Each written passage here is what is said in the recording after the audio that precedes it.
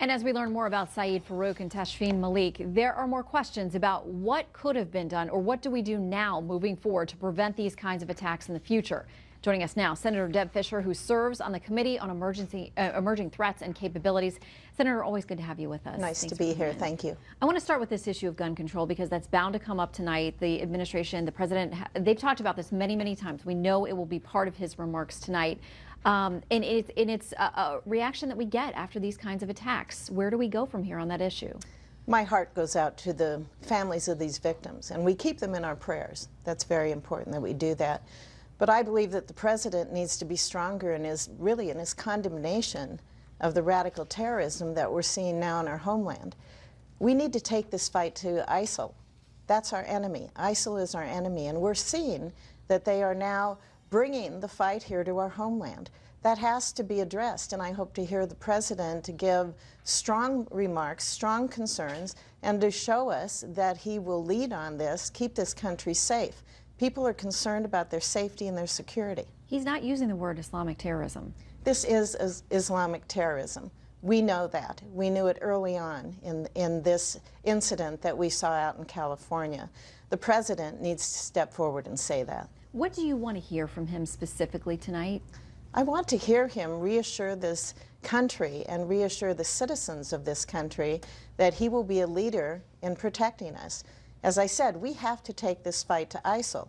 We need to take it to Syria. We need to take it to Iraq. We have to make sure that we are not letting them continue to build this caliphate, which in turn builds their strong showing with a number of people. They're able to recruit because of the strength that they are showing. We need to get there and take the fight to them. Does that mean ground troops? That means that we need to expand some of the operations that we have. Right now we have a number of special op troops in Syria. The Secretary of Defense has said that we will expand those into Iraq. We need to do that. We need to make sure that we are targeting with our airstrikes really those high-value targets and not hold back when we are truly in a war. I want to play a little bit of what former Secretary of State, former Senator Hillary Clinton had to say this morning in an ABC News interview, talking about whether there should be a formal declaration of war. Here's what she had to say. So what's the problem with radical Islam? Well, the problem is that sounds like we are declaring war against a religion. So how do we parse that?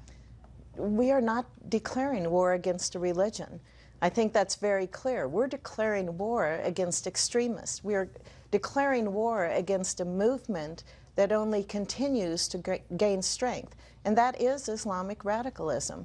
To parse these words and parse truly what our strategy, what our mission, what our goal should be, isn't providing a sense of security to the American people. I want to talk about, quickly before we let you go, something that proves you can get things done on Capitol Hill, which is this massive transportation bill that just got done. You were one of the conferees from the Senate to work out this deal and get it done. Critics say that they have questions about the accounting, about how it's actually going to be paid for, but it was overwhelmingly voted through in the Senate and the House, and it's being praised as what can happen when you can get together in a bipartisan way and hammer things out. Well, this year we've been getting quite a bit done in the Senate. Sometimes we don't always hear about that. Once again, we did the defense authorization. We passed an education bill. We passed this huge highway bill, and we've passed it as a Congress now, and I understand that the president's going to sign it.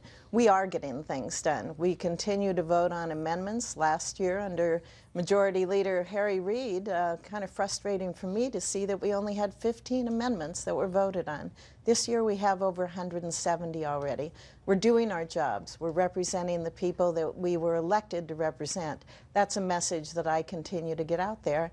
And the highway bill is a great example that we are able to do big things, huge things, important things that the American people are demanding that we accomplish. And we know there's much more ahead with very pressing issues around the globe for you to worry about as well. Senator, thank you for coming in today. Thank Good to you. see you.